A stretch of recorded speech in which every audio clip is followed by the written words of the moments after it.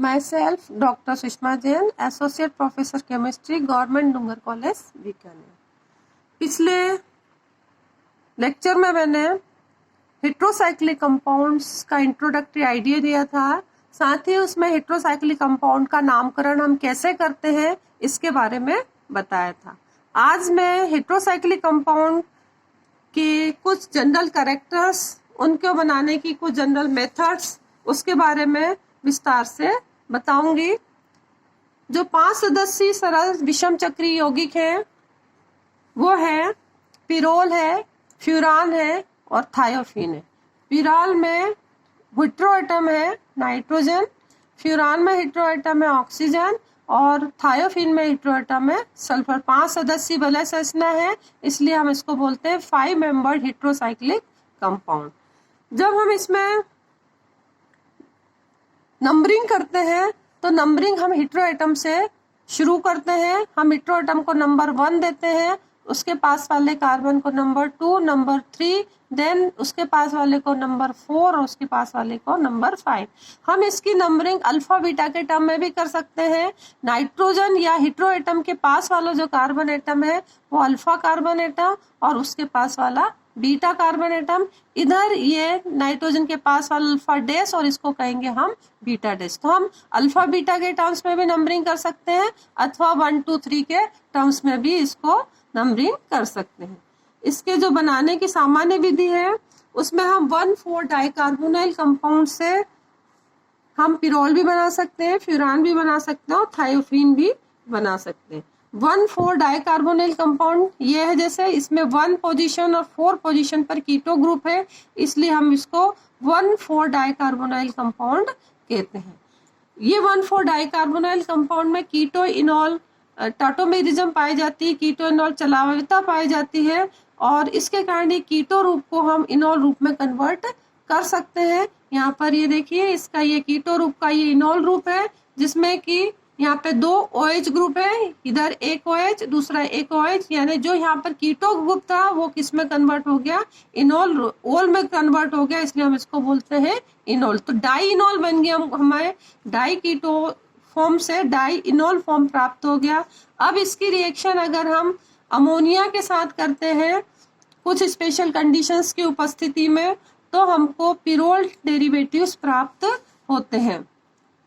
और यदि हम मान लीजिए फास्फोरस के सल्फाइड के साथ हम करते हैं तो हमें थायोफिन डेरिवेटिव प्राप्त होते हैं।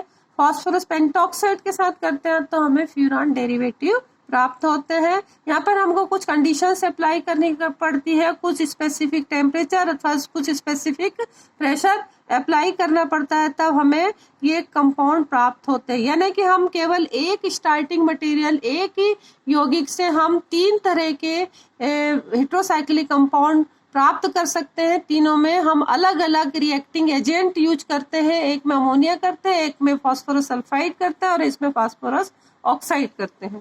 तो इस तरह से हम 1,4 डाइकार्बोनाइल कंपाउंड से 5 मेंबर्ड हेट्रोसाइक्लिक कंपाउंड की प्रिपरेशन कर सकते हैं। अब ये जो 5 सदस्यीय विषम चक्रीय यौगिक है इनके कुछ सामान्य लक्षण है। ये सारे के सारे रंगहीन द्रव होते हैं। पिरोल भी द्रव है, फ्यूरान भी द्रव है और थायोफिन भी द्रव है, तीनों ही लिक्विड है। दूसरे इनकी कैरेक्टरिस्टिक्स है कि इनमें इनके कुछ क्वथनांक होते हैं। फ्यूरान का क्वथनांक 32 डिग्री सेल्सियस है, थायोफिन का 84 डिग्री सेल्सियस है और पिरोल का 131 डिग्री सेल्सियस। सबसे अधिक जो क्वथनांक है वो पिरोल का है, उससे कम थायोफिन का और सबसे कम फ्यूरान का क्वथनांक है। थर्ड जो इनकी कैरेक्टरिस्टिक्स है, थर्ड जो इनका गुण है वो है कि इनमें एरोमेटिक कैरेक्टर पाया जाता है। एरोमेटिक कैरेक्टर्स उन यौगिकों में पाया जाता है जो कि हक्कल नियम का पालन करते हैं और साथ ही प्लेनर भी हों। तो 2 कंडीशन है एरोमेटिसिटी प्रदर्शित करने के लिए कि यौगिक को प्लेनर होना चाहिए और दूसरा हक्कल नियम का पालन करना चाहिए। हक्कल नियम क्या है, 4n+2 पाई इलेक्ट्रॉन्स उपस्थित हो, क्लोज्ड रिंग सिस्टम उपस्थित हो, तो इसमें भी 6 पाई इलेक्ट्रॉन्स उपस्थित होते हैं। किनमें 5 मेंबर्ड हेट्रोसाइक्लिक कंपाउंड्स में 6 पाई इलेक्ट्रॉन्स का एक एरोमेटिक सेक्सटेट प्रेजेंट होता है जो कि इसके एरोमेटिक गुणों के लिए उत्तरदायी होता है। तो एरोमेटिक गुण कौन से हैं जो कि हेटेरोसाइक्लिक कंपाउंड प्रदर्शित करते हैं, उसकी वजह है उनमें उपस्थित एरोमेटिक सेक्सटेट। तो एरोमेटिक गुण है योगात्मक अभिक्रिया, ये कठिनता से देते हैं। इलेक्ट्रोफिलिक प्रतिस्थापन अभिक्रिया बहुत सरलता से देते हैं और ये अनुनाद के द्वारा स्थायीकृत होते हैं। इनकी अगर अनुनाद ऊर्जा देखें तो थायोफिन की अनुनाद ऊर्जा का मान सबसे अधिक है, 117 किलो जूल पर मोल है। पिरोल की उससे कम है, 87.8 किलो जूल पर मोल है। और फ्यूरान की सबसे कम है, 71.1 किलो जूल पर मोल है। तो सबसे अधिक अनुनाद ऊर्जा थायोफिन की है और इसलिए स्टेबिलिटी के क्रम में भी सबसे अधिक स्टेबल थायोफिन है। थायोफिन की स्टेबिलिटी का ये एक मुख्य कारण है क्योंकि इसमें अनुनाद ऊर्जा अधिक है। अनुनाद ऊर्जा का एक अधिक होने का भी एक कारण ये है कि इसमें जो सल्फर के डी कक्षकों का भी अनुनाद में योगदान होता है। जितना अधिक योगदान होगा अनुनाद में उतनी अधिक संख्या में हमको रेजोनेटिंग स्ट्रक्चर्स या अनुनादी संरचनाएं प्राप्त होती हैं और ज्यादा अनुनादी संरचनाएं प्राप्त होने पर वो यौगिक स्थायित्व को ग्रहण कर लेता। और यही कारण है कि थायोफिन की जो स्टेबिलिटी है, थायोफिन का जो स्थायित्व है वो फ्यूरॉन और पिरोल की तुलना में सर्वाधिक है। फोर्थ जो इसका करेक्टर है वो ये है कि इन यौगिकों में विषम परमाणु OH तथा NH2 समूह की भांति वलय को अपना एकाकी इलेक्ट्रॉन युग्म लोन पेयर ऑफ इलेक्ट्रॉन्स प्रदान करते हैं, अतः इनकी क्रियाशीलता फिनॉल और एनिलीन के समान हो जाती है। जैसे फिनॉल में भी OH ग्रुप जो है वो प्लस एम इफेक्ट बताता है। ऑक्सीजन के इलेक्ट्रॉन बेंजीन रिंग में आते हैं, बेंजीन रिंग में आने के कारण बेंजीन रिंग की जो रिएक्टिविटी है वो बहुत अधिक बढ़ जाती है। तो जब हम इलेक्ट्रोफिलिक सब्स्टिट्यूशन रिएक्शन करते हैं, यानी कि जब इसके हम रिएक्शन किसी इलेक्ट्रोफाइल के साथ करते हैं तो जो लोन पेयर ऑफ इलेक्ट्रॉन्स है वो यहाँ पर आते हैं, तो ऑक्सीजन और इस कार्बन के बीच में डबल बॉन्ड का फॉर्मेशन हो जाता है और यहाँ के इलेक्ट्रॉन शिफ्ट होकर इस जगह आते हैं तो यहाँ पर माइनस चार्ज आ जाता है। इलेक्ट्रोफाइल कहाँ अटैक करेगा? माइनस पर अटैक करेगा, इसलिए इलेक्ट्रोफाइल यहाँ पर अटैक करके माइनस पर अटैक करके इस तरह का स्ट्रक्चर बना लेता है। ऑक्सीजन और कार्बन के बीच में डबल बॉन्ड आ जाता है और इलेक्ट्रोफाइल यहाँ पर जुड़ जाता है। नेक्स्ट स्टेप में क्या होता है कि in the presence of nucleophile hydrogen as a proton के रूप में बाहर निकलता है। ये जब अपने बॉन्डिंग के इलेक्ट्रॉन्स इस कार्बन एटम को दे देता है, ये जो डबल बॉन्ड के कार्बन, चूंकि ये पॉजिटिवली चार्ज हो गया ऑक्सीजन, ये वापस अपने इलेक्ट्रॉन को खींचना चाहता है, ये वापस खींच लेता है। तो प्लस इसने बॉन्डिंग के इलेक्ट्रॉन यहाँ से ले लिए, प्लस माइनस कैंसिल हो गया, डबल बॉन्ड की जगह फिर सिंगल बॉन्ड आ जाता है। और यहाँ पर चूंकि हाइड्रोजन अपने इलेक्ट्रॉन देकर गया इसको, तो यहाँ पर माइनस चार्ज हो गया, यहाँ पर इलेक्ट्रॉन इधर शिफ्ट हुआ, तो यहाँ पर प्लस और प्लस और माइनस यहाँ पर मिलकर एक डबल बॉन्ड का फॉर्मेशन कर लेते हैं। यहाँ पर ये डबल बॉन्ड बन गया है। तो इस प्रकार से इलेक्ट्रोफिलिक सब्स्टिट्यूशन रिएक्शन फिनॉल के केस में होती है। सिमिलर ही फिनॉल की तरह ही जो हेटेरोसाइक्लिक कंपाउंड्स हैं जिसमें हेटेरो एटम पर जो lawn pair of electrons present है, ये lawn pair of electron present है, ये क्या करते हैं, अपने इलेक्ट्रॉन को रिंग को दे देते हैं और यहाँ पे इलेक्ट्रॉन का डिस्प्लेसमेंट होता है। ये जो दो लॉन पेयर ऑफ इलेक्ट्रॉन है हेटेरो एटम के, वो यहाँ शिफ्ट होते हैं और यहाँ का जो बॉन्ड है वो इधर शिफ्ट हो जाता है। कब? जबकि हम किसी इलेक्ट्रोफाइल के साथ रिएक्शन करते हैं। तो यहाँ पर इलेक्ट्रॉन के शिफ्ट होने के कारण इस पर नेगेटिव चार्ज आ जाता है और चूंकि यहाँ से इलेक्ट्रॉन जा रहे हैं तो इस जेड पर पॉजिटिव चार्ज आ जाता है। यहाँ सेकंड स्ट्रक्चर में जेड पर पॉजिटिव चार्ज आ गया और इलेक्ट्रोफाइल नेगेटिव पोजीशन पर यानी नेगेटिव कार्बन एटम पर आकर ये इलेक्ट्रोफाइल जुड़ गया है। ये वाला जो बॉन्ड है वो इधर शिफ्ट होगा, ये डबल बॉन्ड। अब नेक्स्ट स्टेप में इन द प्रेजेंस ऑफ न्यूक्लियोफाइल ये हाइड्रोजन एज ए प्रोटॉन के रूप में बाहर निकलता है और अपने इलेक्ट्रॉन्स दे जाता है इस कार्बन एटम को। ये पॉजिटिव है, ये नेगेटिव है। ये क्या करता है कि यहाँ पर ये यहाँ पर इस कार्बन एटम को दे दिया। इस कार्बन एटम से जो इलेक्ट्रॉन है वापस से जेड पर आ जाते हैं। यहाँ पर ये जेड पर वापस इलेक्ट्रॉन हो जाएंगे और ये बात जो इलेक्ट्रॉन डिस्प्लेस होकर गए थे वो वापस इस कार्बन और इस कार्बन के बीच में बॉन्ड का फॉर्मेशन कर लेंगे। तो इस तरह से जो इलेक्ट्रॉन्स हैं, जो ऑड एटम पर इलेक्ट्रॉन्स थे, वो इलेक्ट्रॉन्स अपने इलेक्ट्रॉन को रिंग को प्रदान कर देते हैं, किस लिए? इलेक्ट्रोफिलिक सब्स्टिट्यूशन रिएक्शन होने के लिए, और इसलिए इनकी क्रियाशीलता बढ़ जाती है। यानी हम ये कह सकते हैं कि हेट्रोसाइक्लिक कंपाउंड की जो क्रियाशीलता है वो अगर बेंजीन रिंग में OH लगा हुआ है अथवा NH2 लगा हुआ है, या हम ये कह सकते हैं कि फिनॉल अथवा एनिलीन के समान होती है। तो हम इनकी रिएक्टिविटी की तुलना हम कर सकते हैं फिनॉल और एनिलीन के समान, कि जो हमारे हेट्रोसाइक्लिक यौगिक है उनकी रिएक्टिविटी एनिलीन और फिनॉल के समान ही होती है। फिफ्थ जो इसका कैरेक्टर है वो ये है कि ये यौगिक बेंजीन से अधिक क्रियाशील होते हैं। इनकी जो क्रियाशीलता है, जिसमें थायोफिन की जो क्रियाशीलता है वो 1000 गुना अधिक है बेंजीन से, यानी कि बहुत अधिक क्रियाशील है बेंजीन की तुलना में। और थायोफिन से भी अधिक क्रियाशील फ्यूरान है, और फ्यूरान से भी अधिक क्रियाशील पिरोल। ये एक ऑर्डर है, बेंजीन से थायोफिन, थायोफिन से फ्यूरान, फ्यूरान यानी पिरोल सबसे अधिक क्रियाशील है। तो चूंकि इन यौगिकों में एरोमेटिक गुण प्रेजेंट है, ये due to present of aromatic sextet, और साथ ही इनकी क्रियाशीलता बेंजीन से अधिक है, इसलिए इनको एक टर्मिनोलॉजी नाम दी है super aromatic. Super aromatic compounds भी हम इनको कहते हैं। कई बार एग्जाम में क्वेश्चन आता है कि कारण बताइए कि हेट्रोसाइक्लिक कंपाउंड को सुपर एरोमेटिक कंपाउंड कहा जाता है, क्यों? तो इसका आंसर ये है कि ये यौगिक बेंजीन से अधिक क्रियाशील है, साथ ही एरोमेटिसिटी को भी प्रदर्शित करते हैं, इनमें एरोमेटिक गुण पाया जाता है, इसलिए हम इनको सुपर एरोमेटिक या अति एरोमेटिक यौगिक कहते हैं। सिक्स्थ जो इसकी कैरेक्टरिस्टिक्स है वो है कि फ्यूरान की जो क्रियाशीलता है वो पिरोल से कम है। ये देखिए, फ्यूरान की क्रियाशीलता पिरोल से कम है। इसका क्या कारण है कि ऑक्सीजन में धनावेश धारण करने की जो शक्ति है वो नाइट्रोजन से कम होती है, इसलिए फ्यूरान की जो क्रियाशीलता रिएक्टिविटी है वो पायरोल से कम है। और थायोफिन की क्रियाशीलता फ्यूरान से भी कम है। उसका कारण ये है कि थायोफिन में सल्फर परमाणु के बड़े आकार के कारण इनके द्वारा वलय पर लगाया जाने वाला जो प्लस एम इफेक्ट है वो ऑक्सीजन की तुलना में कम होता है।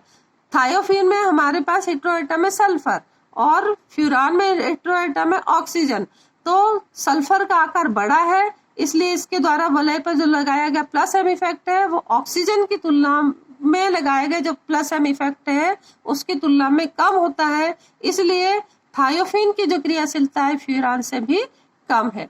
तो ये इनकी क्रियाशीलता का ऑर्डर है कि सबसे कम क्रियाशील इन चारों में बेंजीन है, और सबसे अधिक क्रियाशील पिरोल है, पिरोल से कम फ्यूरान, फ्यूरान से कम थायोफिन, और थायोफिन से कम बेंजीन। क्योंकि ये यौगिक एरोमेटिसिटी को प्रदर्शित करते हैं, एरोमेटिक गुणों को प्रदर्शित करते हैं। एरोमेटिक गुणों को प्रदर्शित करने के लिए इनमें जो एरोमेटिक सेक्सटेट विद्यमान है जो कि एरोमेटिक गुणों को प्रदर्शित करता है, जैसे कि इलेक्ट्रोफिलिक सब्स्टिट्यूशन रिएक्शन ये आसानी से देते हैं, इलेक्ट्रॉन स्नेही प्रतिस्थापन अभिक्रिया आसानी से देते हैं। तो अब अगर मान लीजिए 5 मेंबर जो हेट्रोसाइक्लिक कंपाउंड है वो इलेक्ट्रोफिलिक सब्स्टिट्यूशन रिएक्शन तो देते हैं, लेकिन electrophilic substitution reaction alpha position पर होगी या बीटा पोजीशन पर होगी, ये हम कैसे पता लगाएंगे? हम इनकी रेजोनेटिंग स्ट्रक्चर के आधार पर बताते हैं कि अल्फा पर होगी या बीटा पर होगी।